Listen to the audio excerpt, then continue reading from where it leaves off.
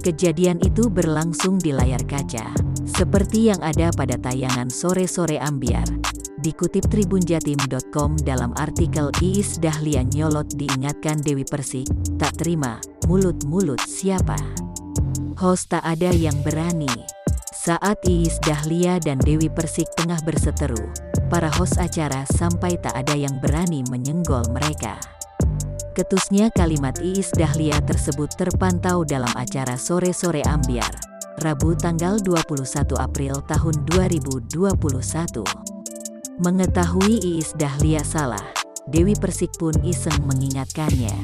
Dewi Persik meminta agar Iis Dahlia mengoreksi caranya bernyanyi di atas panggung.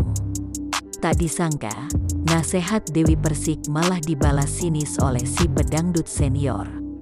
Merasa lirik lagu Iis Dahlia salah, lantas Dewi Persik mencoba untuk membenarkan lirik tersebut.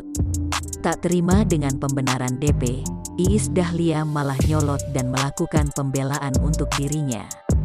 Tunggu dulu, mulut-mulut siapa? Yang nyanyi siapa? Emang gua kepengen nyanyi gitu, tegas Iis Dahlia.